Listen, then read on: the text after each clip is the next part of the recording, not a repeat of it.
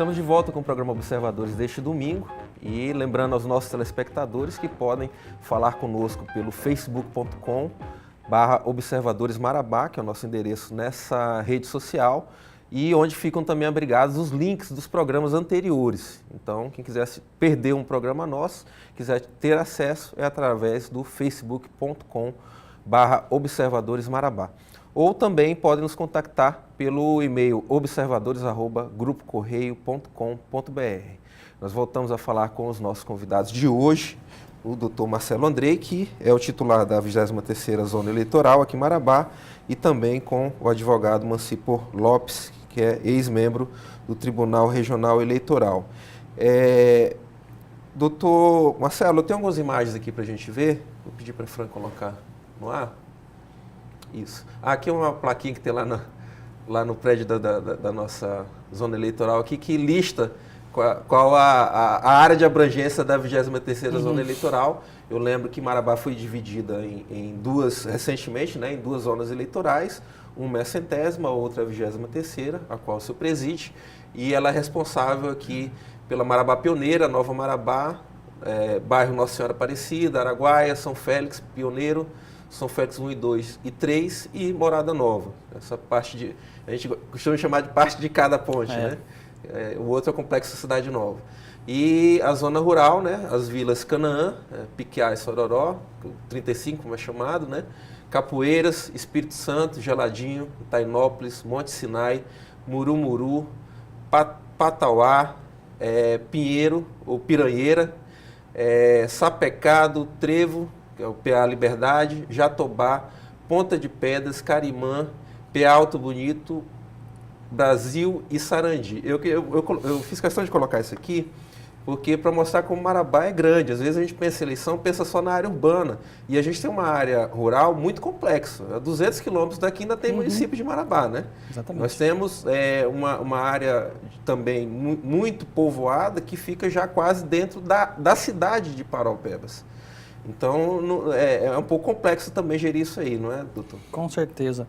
Na verdade, é toda uma logística para a gente poder gerenciar isso em termos de pessoal, em termos de urnas, em termos de recursos financeiros para os mesários, suplentes, todo o pessoal que trabalha na eleição.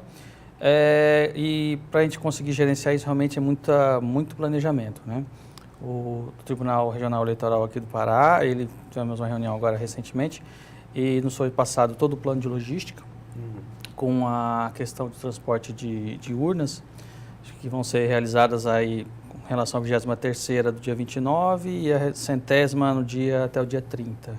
Em Marabá, especificamente, tem alguma urna que precisa ser transportada pelos rios, via fluvial? Não, todas vias terrestres mesmo. Tá. Apesar de no Pará a gente tem muitos casos desses, né? Tem sim. Inclusive tem a região do Marajó, aquela região mais para o oeste do Pará, realmente tem locais que só se acessam de barco ou avião. Nós temos uma seção, se não me engano, no Marajó, que a urna tem que vir e voltar de avião, porque não tem outro meio de transporte possível. Incrível. Esse é o nosso estado do Pará. Vamos passar, Fran. Aqui é para mostrar as urnas. Isso aqui já são as urnas que vão ser utilizadas nesse período. Essa foto é desta semana, quando o Dr. Marcelo Andrei recebeu a nossa equipe lá na sede do cartório eleitoral. E são quantas urnas nós estamos utilizando nessa eleição? São 216 aqui em Marabá, 33 em Nova Ipixuna e 34 em Bom Jesus, mais as contingências.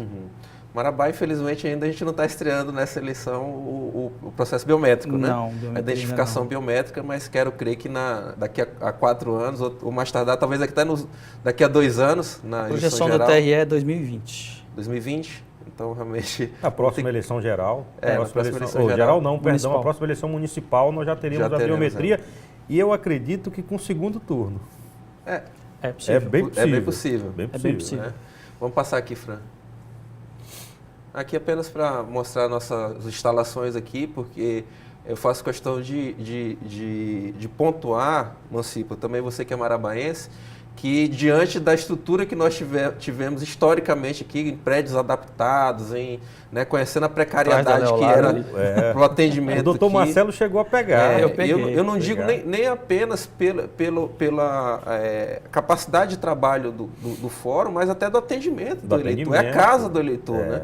Então, é a casa da cidadania. Finalmente, nós parece que agora estamos com um ambiente mais digno para isso e mais dinâmico para o trabalho, não é isso, doutor? O espaço está excelente agora, a gente não tem realmente o que reclamar nesse quesito. Quem está no meio lembra, o doutor Marcelo lembra, tu, Patrick, lembra, que era um depósito emprestado.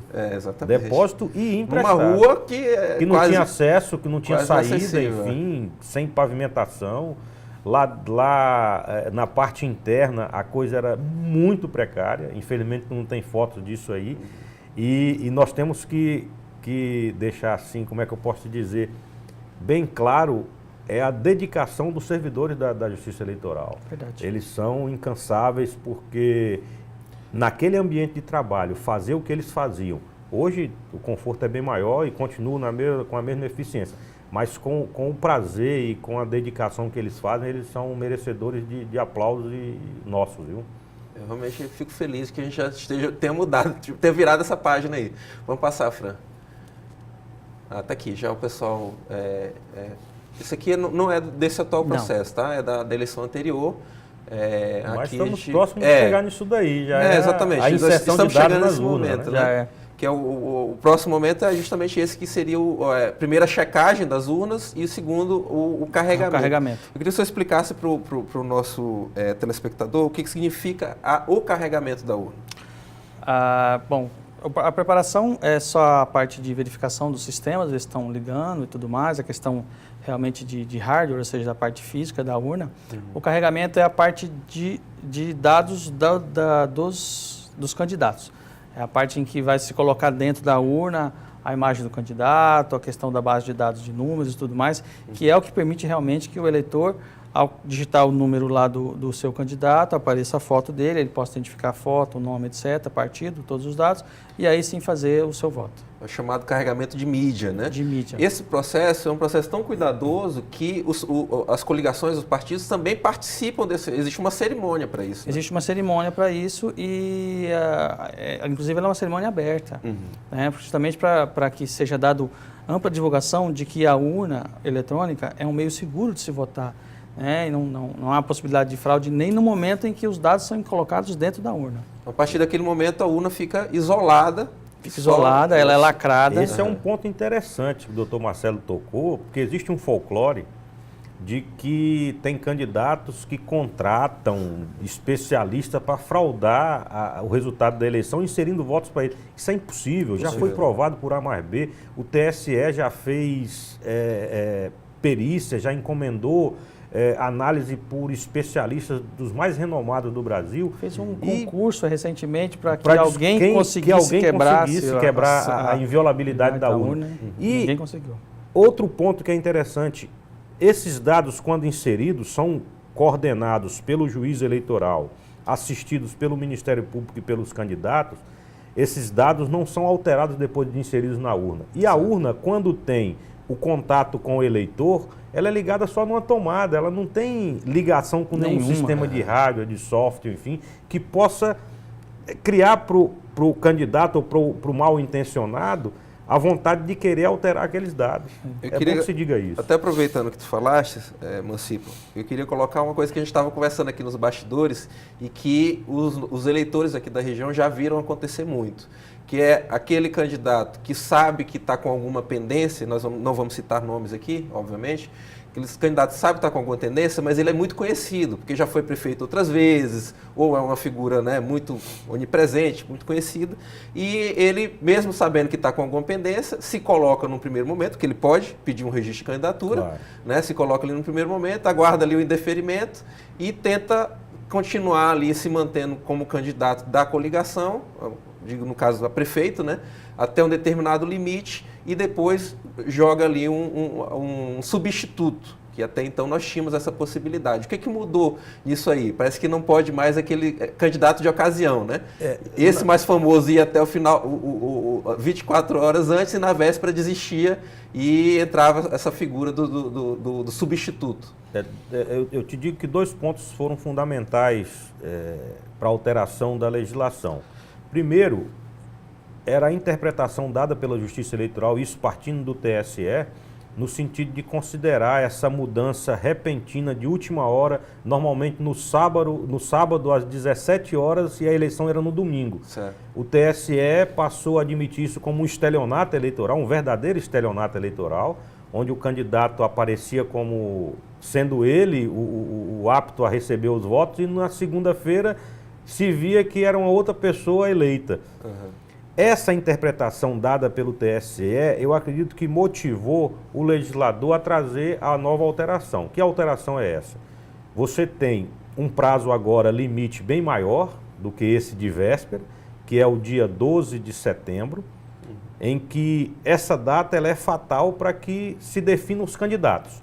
Quem daí para frente resolver a conta e risco continuar no processo, se tiver o registro indeferido, está literalmente fora do processo. E vai prejudicar aquela eleição majoritária, porque não vai poder substituir. Aquela coligação fica de fora. Fica da majoritária, da eleição, prática, fica sem candidato a prefeito. E não tem o que se discutir. E além disso, a legislação te impõe também a obrigação de divulgar por todos os meios possíveis ao eleitorado que você não é mais candidato. Então eu tenho a possibilidade de alterar na urna os dados desse candidato que saiu até o dia 12, e ainda imponho a ele, ao partido dele e à coligação dele, que esclareça o eleitorado que ele não é mais candidato, que o candidato agora é uma outra pessoa. Isso foi um avanço muito bom para nós acabarmos com esses Por que eu lembrei de perguntar isso? Porque, obviamente, nós acabamos de citar aqui, e o nosso telespectador está acompanhando esse raciocínio, se existe uma data limite para fechar a mídia, para deixar a urna lacrada, o que significava antes, quando se deixava fazer até a véspera? O candidato ia até esse aquele limite, candidato impedido, mesmo já tendo sido substituído, era o rosto dele que ia para Exatamente. Agora não se corre mais esse risco. Então era realmente era uma espécie de indução ao erro do eleitor, porque ele até o último momento, até digitar, ele ainda está vendo o rosto daquele. E o eleitor que digitar o número de um candidato que está com registro definitivamente indeferido e não fez a substituição a tempo e modo, esse voto vai ser considerado pela Justiça Eleitoral como um voto nulo. Ele não vai servir para ninguém. Isso. Doutor Marcelo, outra mudança que importante, a gente já falou um pouquinho disso, mas que eu considero que mexe muito na dinâmica do período eleitoral, foi o tempo também de propaganda de rua, né? Antes a gente tinha, na prática, 3 meses de candidaturas nas ruas. Agora mudou para 45, para metade disso, 45 dias. Sim. Como é que você vê o impacto disso aí, né, no dia a dia? Na verdade, eu vejo de uma maneira muito positiva, a partir do momento em que realmente isso extrai dos candidatos a necessidade de realmente se colocar presente na vida do eleitor, né? Não é só aquela coisa de massificar a propaganda durante 3 meses, de incutir uma ideia na cabeça do eleitor. E sim de realmente apresentar propostas, ele tem que ser mais consistente. O tempo mais curto determina que o candidato seja mais objetivo. Entendeu? Não fica mostrando floreios e tudo mais, não. O que vai ser feito? Qual que é a proposta? Quais são as ideias que tem que ser feitas? Quais são as soluções que vão ser apresentadas? É isso que eu acho que esse tempo menor, né? Além do que economiza um pouco da paciência do próprio eleitor, né? Aquele tempo dilatado, né, acabava gerando muitas críticas, né? Quanto tempo vai ficar essa propaganda? Oh, meu Deus, de novo esse carro na minha frente, entendeu? E na verdade hoje o eleitor que se interessa por aquela propaganda realmente é um eleitor que está mais politizado, que está mais interessado e que realmente vai se prestar a um serviço mais para a democracia, né? E de qualquer forma, se você tiver uma boa proposta, você não precisa de 3 meses para fazer. 45 dias é mais que o suficiente. E nesse ponto específico, talvez num primeiro momento, e numa primeira eleição, que é essa que nós estamos vivendo sobre a nova legislação, nossa experiência atual, você tenha uma largada daqueles candidatos que já são mais conhecidos. Porque em 3 meses era mais fácil você divulgar um nome, em 45 dias você tem que se virar um pouco mais para poder divulgar. Certo. Mas eu acredito que os candidatos e aqueles envolvidos no processo vão passar, não nessa eleição, que ela literalmente é de laboratório, é de experiência, não é? Mas vão passar, e aí a Justiça Eleitoral vai ter que ficar de olho, porque eu acredito que para a próxima eleição nós vamos ter muita propaganda extemporânea, que é aquele desconhecido no meio eleitoral, diante da população, diante do eleitorado, ele vai buscar outros artifícios para se fazer conhecido, para que em 45 dias, na eleição futura, ele possa levar o nome dele, o nome já esteja na chegar cabeça do eleitor. num momento mais favorável para ele. E aí a Justiça Eleitoral vai ter vai ter que ter essa percepção. Como vai ser, eu não sei. Não é? Por quê? Porque normalmente a rivalidade, inclusive de um representar contra o outro, um litigar contra o outro, ela é mais firme assim no processo eleitoral propriamente dito. Fora disso, nós vamos ter que contar com a fiscalização e a atuação do Ministério Público, porque vai ter a legitimidade para postular a propaganda extemporânea, a propaganda irregular. Certo. Né? E da Justiça para encarar isso e ter o sancionamento que sirva realmente de exemplo para evitar que outros façam a mesma coisa. Tá. Já já nós vamos voltar e vamos conversar um pouquinho também falar sobre os novos meios, vamos falar um pouquinho sobre internet e sobre também fiscalização. O programa Observadores volta após o intervalo.